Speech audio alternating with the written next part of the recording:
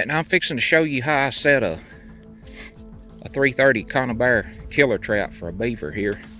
I found a place where I can possibly catch one right here going under a levee.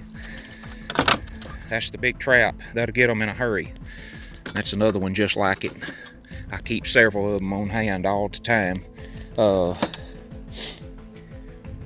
But first, I gotta use my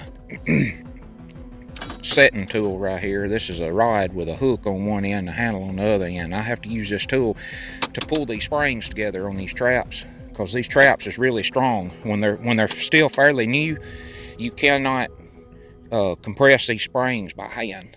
Eventually, over time, as the traps get older, they'll get where you can set them by hand. But it's kind of dangerous. You can get bad hurt or pinched or cut or something in a hurry. These traps is super strong. They'll overpower you in just a second.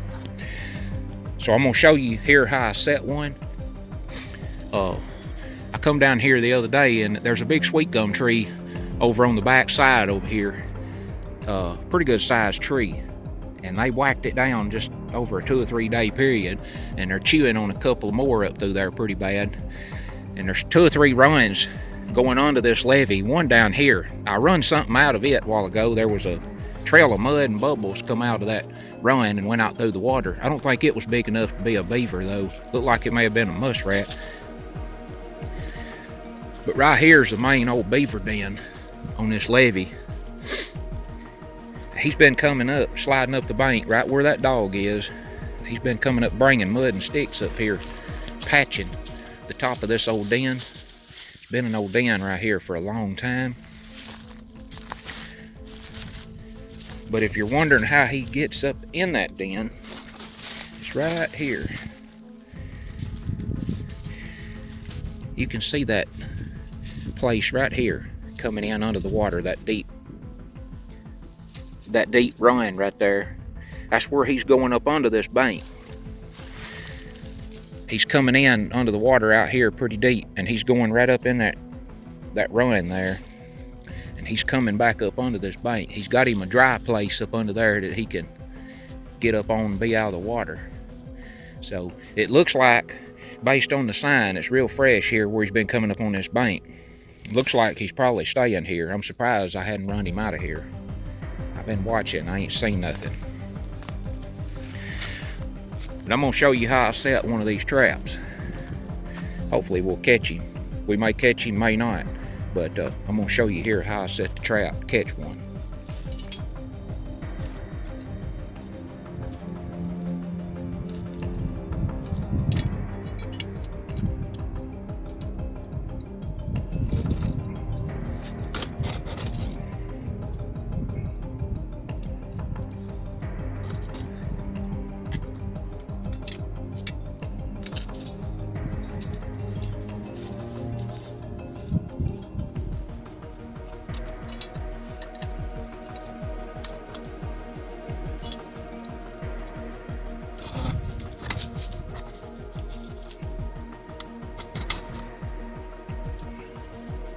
Little safety hooks on those things you put up there. When you get them pulled up, it holds them together. And then get the springs right there in the middle. I'm gonna grab each side of the trap, pull it up like that.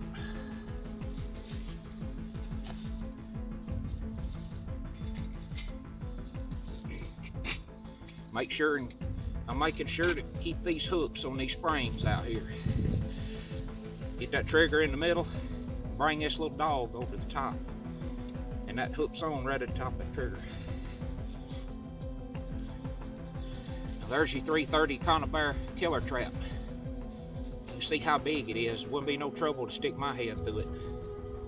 But that beaver hits them 2 wires hanging down right there in the middle, and he's dead instantly. That's why it's called a killer trap. But you don't flirt around with these traps. You need to know what you're doing before you mess with them, because you get hurt in a hurry. If you get caught in one, you might not get out without some help. I'm gonna move over here. I'm gonna drop this thing down in this run. I'm gonna see what'll happen. Like I said, it might catch you, may not. But I'm gonna at least try here. I've caught a number of them right here before. I've caught them right here, and I hadn't caught them here. I've left trap here for a week or two and hadn't caught them before. You just don't never know where they're gonna go in or out. This is a way to get them when you got a good hole. Stick one in. That's a bad trap. There goes the beaver right there. He comes swimming right out right here right after I set the trap. And there he goes.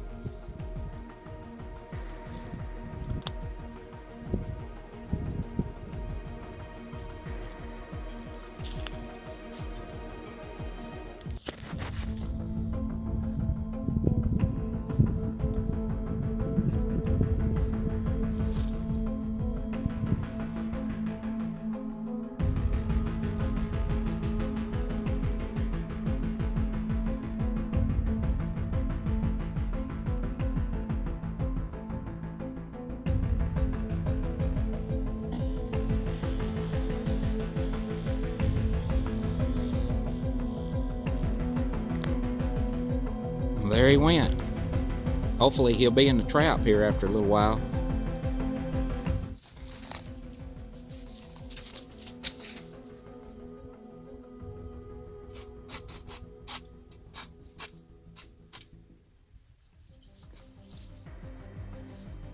Alright, I done got my trap wired off to this tree over here, just in case it's not a killing catch.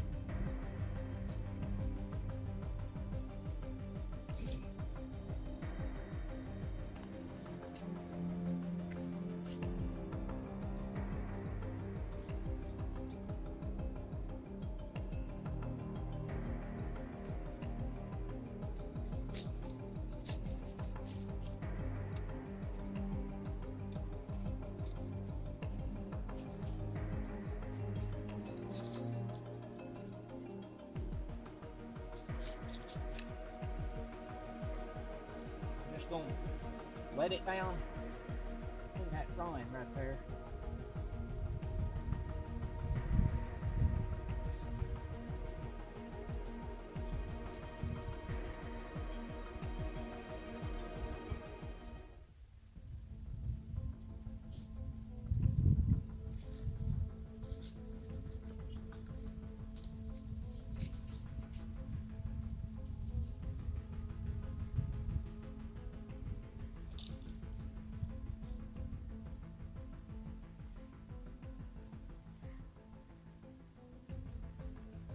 Alright, I dropped that trap all the way down in that run. Now I wanna take my third stick right here, and I'm gonna stick it right across the top, over the top of that trap, right under the water. And that's gonna be a dive, kind of like a dive stick.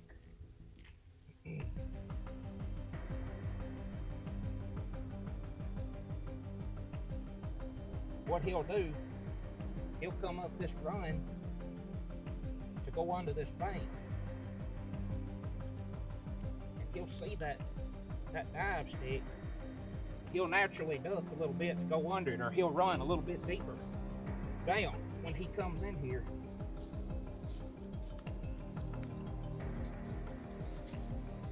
And he'll land himself right through the middle of that trap. But if he comes in this run to go under this bank, he's gonna be waiting right here. He's gonna be snapped right around the back of the head by that 330. So that's how you place one in a run coming under a bank like this. As far as spotting the different runs where they come under these banks, you have to get out in the middle of the day when the sun's pretty much straight up and shining down in this water.